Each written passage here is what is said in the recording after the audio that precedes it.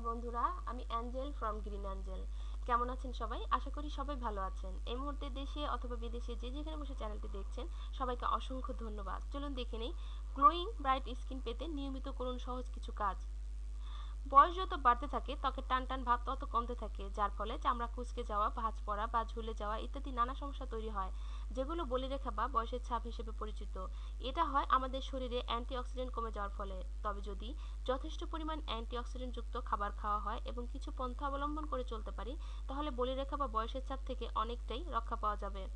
আজ এরকম 5টি পদ্ধতির কথা বলবো যা আপনার ত্বকের বলিরেখা দূর করতে অনেকটাই সাহায্য করবে। ডিমের সাদা অংশ মাখুন। ডিমের কুসুমটুকু বাদ দিয়ে সাদা অংশটি ফেটে নিন। এবার এটি আপনার ত্বকের বিভিন্ন অংশে ম্যাসাজ করুন এবং 15 মিনিট রেখে দিন যেন তা শুকিয়ে যায়। এরপর পানি দিয়ে মুখ ধুয়ে ফেলুন। ডিমের সাদা অংশে যে ভিটামিন বি এবং ভিটামিন ই আছে তা আপনার ত্বকের যৌবন ফিরিয়ে আনতে অনন্য। অলিভ অয়েল ব্যবহার করুন। অলিভ অয়েল বা জলপাইয়ের তেল আপনার ত্বককে নরম এবং কোমল করতে অতুলনীয়। প্রতিদিন রাতে ঘুমাবার আগে অলিভ অয়েল আপনার ত্বকে ম্যাসাজ করুন। একটি তোয়ালে দিয়ে ত্বক লেগে থাকা বাড়তি তেলটুকু মুছে নিন, ব্যাস নিশ্চিন্তে ঘুমিয়ে পড়ুন। এভাবে করে প্রতিদিন সকালে উঠে আপনার স্বাস্থ্যোজ্জ্বল ত্বক অবশ্যই সবার নজর কাড়বে। মাসাজ করুন নিয়মিত।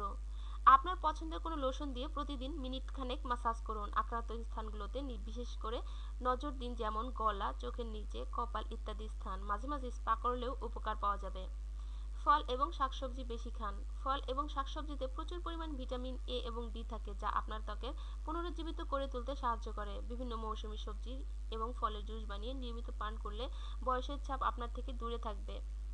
লেবুর রস ত্বকে ঘষুন। লেবু কেটে টুকরো করে আপনার ত্বকের আক্রান্ত স্থানগুলোতে ঘষুন যেন এর রসটি সেখানে লেগে যায়। লেবুর রসের অ্যাসিডিটি আপনার ত্বকের উজ্জ্বলতা বৃদ্ধি করবে এবং বলিরেখা কমিয়ে ফেলবে। লেবুর রস শুকিয়ে না যাওয়া পর্যন্ত জোরে জোরে শ্বাস নিন, এতে আপনার ত্বকের ভেতরে গিয়ে তা কাজ করবে। ধৈর্য ধরে নিয়মিত চর্চা করুন, সফল পাবেন নিশ্চয়ই।